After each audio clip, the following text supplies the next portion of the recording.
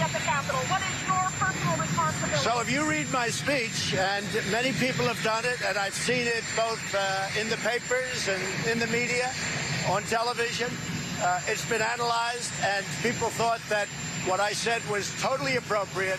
And if you look at what other people have said, politicians at a high level, about the riots during the summer, the horrible riots in Portland and Seattle and various other places.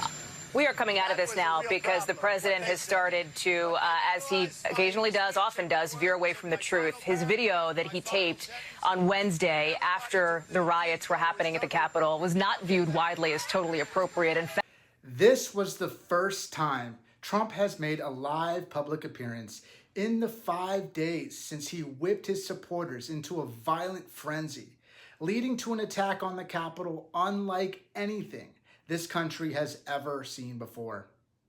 And fortunately, to their credit, MSNBC cut away from the live camera feed once it became clear Trump was simply using the free airtime, as he almost always does, to spew toxic lies, which feed into the massive right-wing disinformation echo chamber that led to last week's attack in the first place.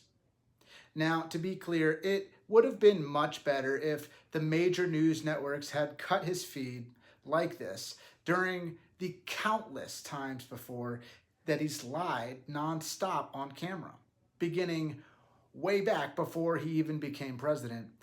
And then perhaps he would have never even been elected in the first place, and Hillary Clinton would have been about to begin her second term.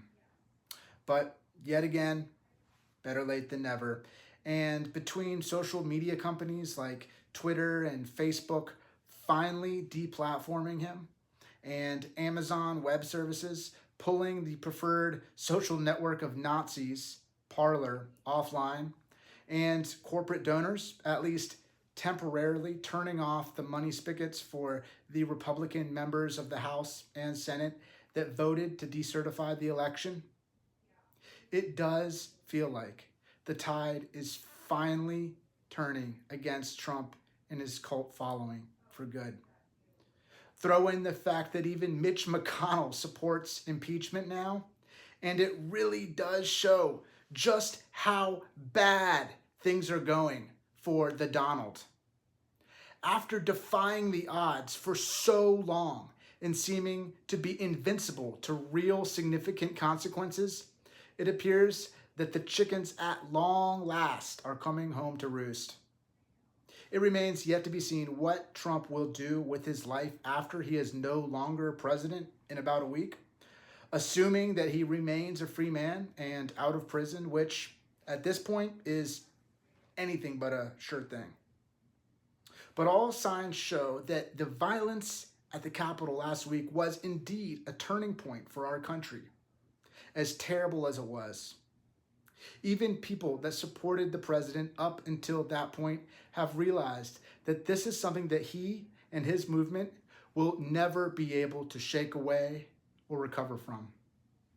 History will always remember January 6th, 2021 for what it was: a violent terrorist attack and an attempted coup on our democracy, which ultimately will very much be the downfall of those that supported it in the first place.